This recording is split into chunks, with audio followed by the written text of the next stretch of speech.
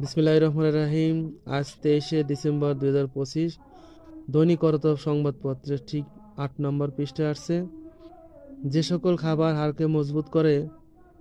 বয়স বাড়ার সঙ্গে সঙ্গে আমাদের হাড় দুর্বল হতে শুরু করে, তবে এটা খুব শুধু বড়দের সমস্যা নয়। আজকাল অনেকে ছোটবেলা থেকেই খারাপ খাদ্যাভ্যাসের কারণে হাড়ের শক্তি কমে যায়। তাই হাড়কে সুস্থ রাখতে সঠিক খাবার খাওয়া খুব জরুরি। হাড়কে মজবুত করতে সাহায্য করে calcium, vitamin D, protein, magnesium এবং ভিটামিন সি।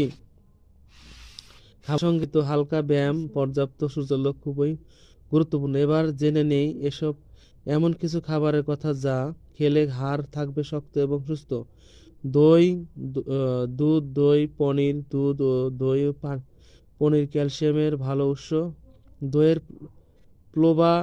প্রোবায়োটিক উপকারী ব্যাকটেরিয়া ক্যালসিয়াম শোষণে সাহায্য করে, এবং সবুজ শাকসবজি, বাঁধাকপি, ব্রোকলি, পালং শাক এগুলো ক্যালসিয়ামের সঙ্গে ভিটামিন কে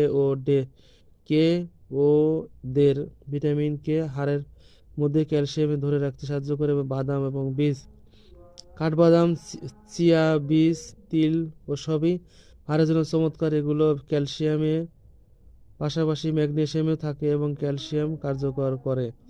ডিমের কুসুম। ডিমের কুসুম ভিটামিন ডি এর ভালো উৎস। ভিটামিন ডি শরীরকে ক্যালসিয়াম শোষণে সাহায্য করে এবং হাড়কে শক্ত রাখে। স্যামন এবং সার্ডিন মাছ।